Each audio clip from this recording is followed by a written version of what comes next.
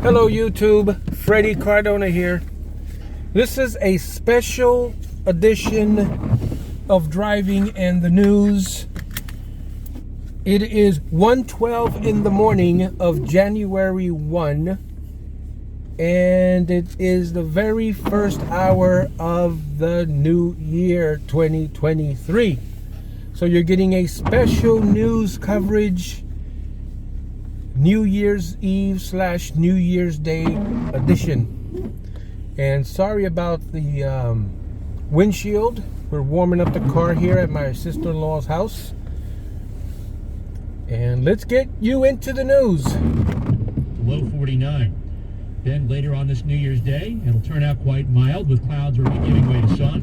A bit of a breeze will develop this afternoon, the high 58. Partly cloudy tonight, low 43. Tomorrow, another mild day. We'll have a blend of clouds and sun, high 55. Tuesday, also mild with variable cloudiness. There could be some rain late in the day. Rain is likely Tuesday night, the high during the day, 57. Wednesday, it'll become warmer. There will be a couple of showers around. Wednesday's high, 62. I'm ex-weather meteorologist Kurt Babinski on New York's weather station, 1010 winds on 92.3 FM. It is currently 51 degrees in West Orange and 50 in Merrick. Winds news time 1:13. Coming up, we have that press conference for you from Mayor Adams and Keisha Sewell, but also another death to report. It's going to be a very busy night, you guys.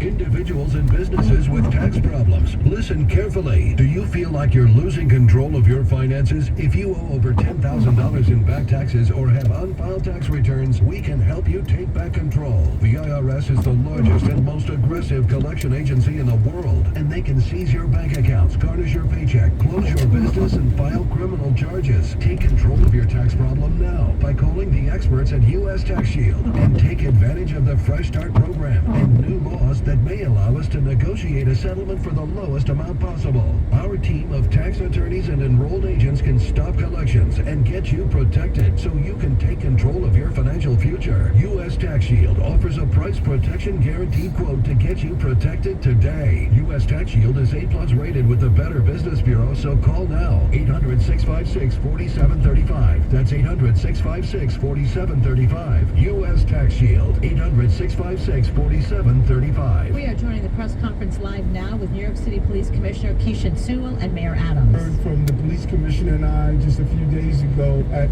his graduation.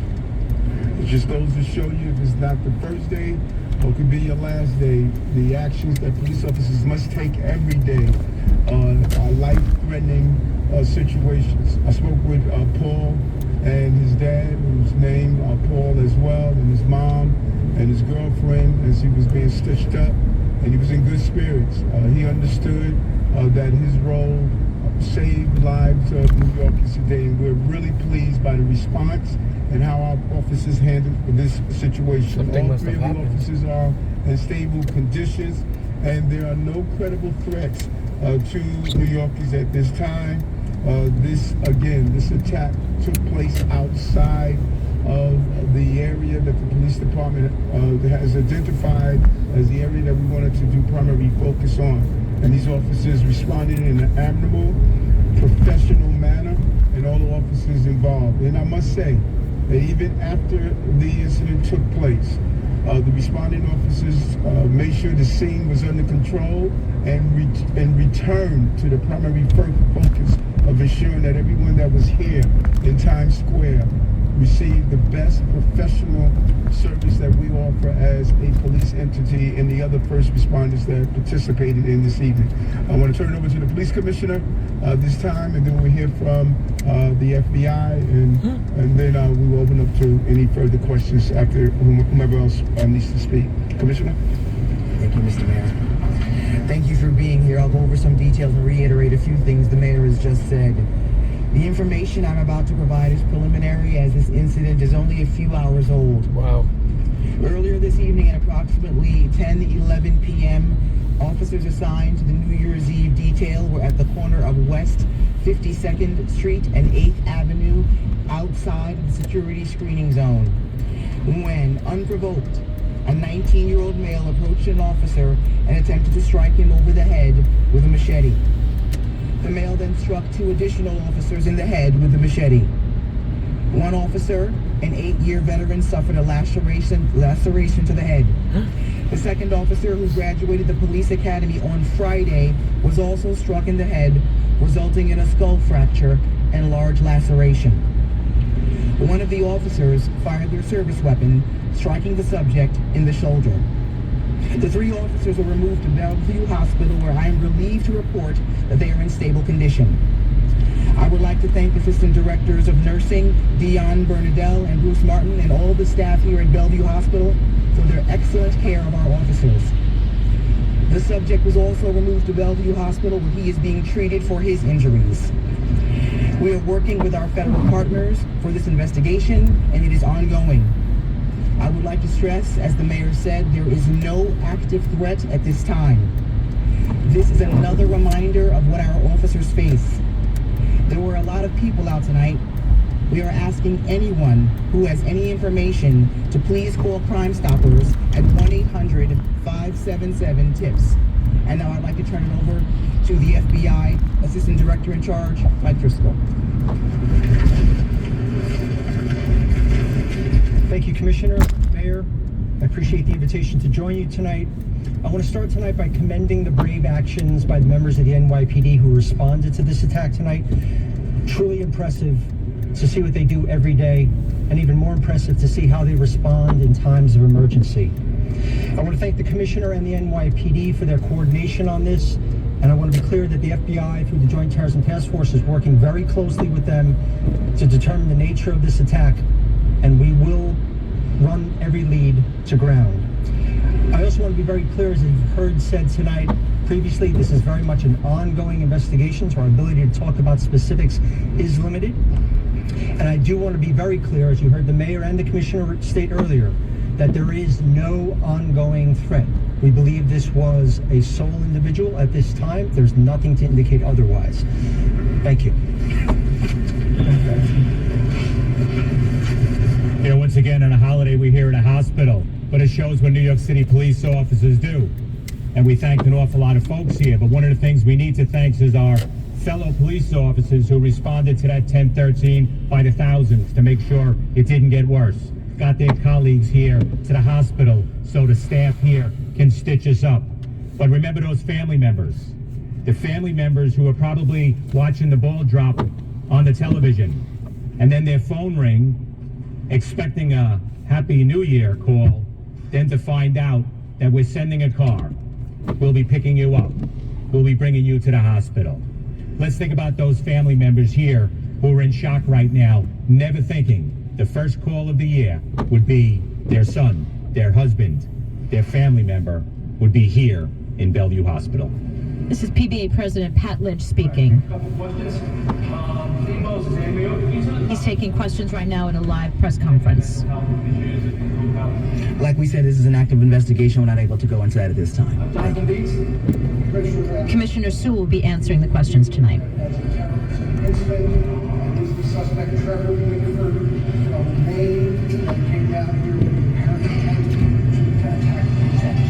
The JTTF is working with NYPD Intel on that investigation. It is ongoing.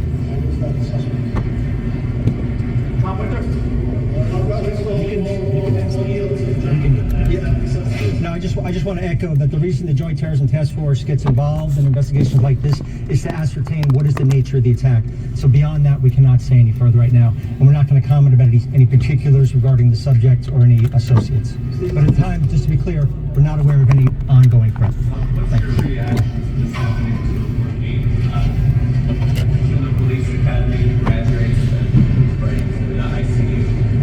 It really reflects the level of training we receive.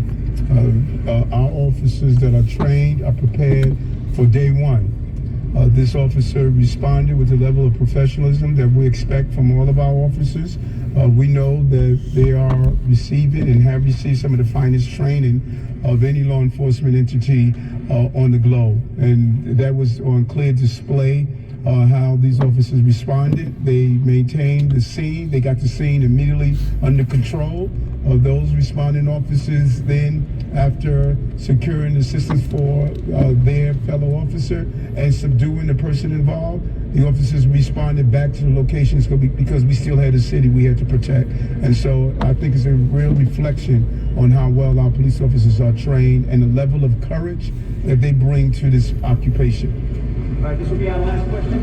Commissioner, I know in the past sometimes you've been able to show us the weapon out of the field. We have it now. Do we have, I think we do have the weapon. Yes, we'll show you the weapon there. And then, secondly, this individual have any sort of online postings or have any sort of prior contacts with law enforcement? Again, this is part of the investigation. We're not able to go into that at this time.